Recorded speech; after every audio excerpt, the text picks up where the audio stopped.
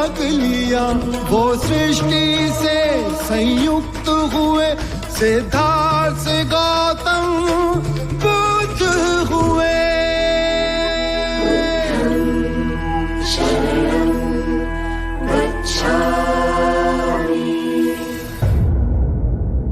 तथागत, कुछ कहूं?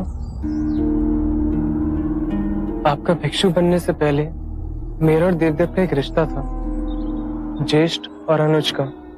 पर आज उनके व्यवहार देख मेरे मन में बड़ी ग्लानि उत्पन्न हो रही है। आपके संपर्क में आने के बाद भी उनमें कोई बदलाव नहीं आया। जब ज्ञान पा ही लिया तो सभी क्षमा के योग्य हैं अनंत। आप सबको क्षमा कर सकते हैं, पर देवदत्त बहुत संकीर्ण व्यक्ति था और अब भी है। मुझे भय है कि जब से आपने भिक्षुओं के बीच उनकी निंदा करी, वो आपसे किसी प्रकार का प्रतिशोध अवश्य लेगा और बदला लेने का उसका सिर्फ एक ही मार्ग है, संघ को विभाजित करना, जिससे आपके मन को पीड़ा हो।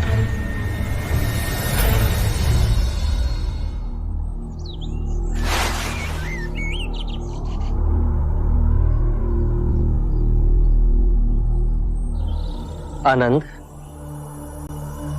संघ मेरी चेतना है,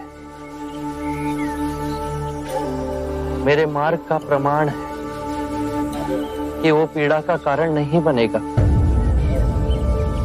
भिक्षुओं के सामने देवदत्त की आलोचना करने का मेरा एक ही कारण था कि मैं ये स्पष्ट रूप से कहना चाहता था कि मैंने देवदत्त को मेरा या संघ का कोई भी उत्तरदायित्व नहीं सौंपा है, और उसके पश्चात भी यदि देवदत्त कोई भी कृत्य करता तो वो केवल उसका दोष होगा।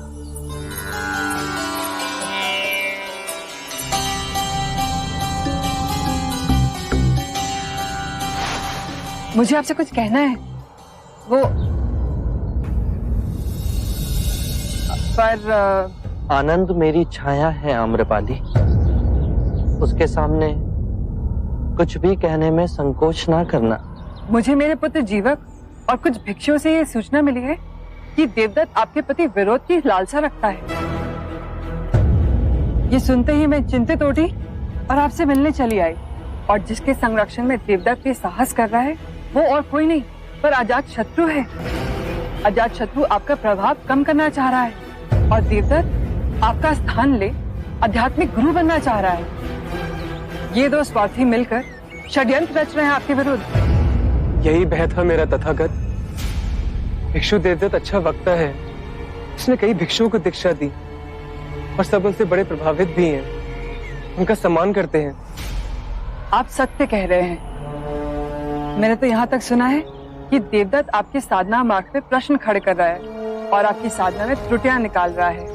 आपके मार्ग को संशोधन का नाम देकर हर स्थान में भिक्षुओं को उकसा रहा है और कहता है कि आपकी सिखाने की प्रक्रिया आजकल के युवाओं के अनुरूप नहीं। जब जब संसार में स्वार्थ का विष फैलाया जाता है तो सदैव युवा वर्ग की आड़ में ही स्वांग रचाया जाता है। युवा जो बुद्धिहीन है, विवेक जिनके अंदर अभी जागा नहीं, और इस धूर्तता में अजात शत्रु देवदत्त का सहभागी है। अजात शत्रु ने गैसेसा वन भिक्षा में देवदत्त को दिया, भोजन और जल की व्यवस्था भी की। सैकड़ों भिक्षु जुड़ गए हैं। वो आपके संग में फूट डालकर एक दूसरा संघ बनाने जा रहे हैं।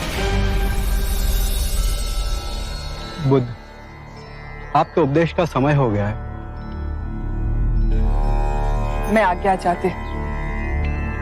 आपके लिए बहुत चिंतित, बहुत भय हो रहा है। जीवन का रहस्य है भय से मुक्त होना। कल क्या होगा किसी को नहीं पता। मेरा क्या होगा, तुम्हारा क्या होगा। आम्रपाली, किसी पर भी निर्भर ना होना। जब तुम भय को अस्वीकार करोगी तो तुम्हें पूर्ण मुक्ति मिलेगी।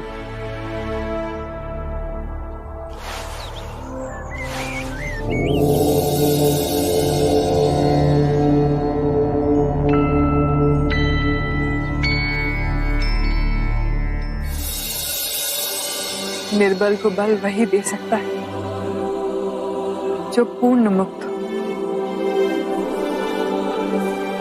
और वो केवल आप है बुद्ध।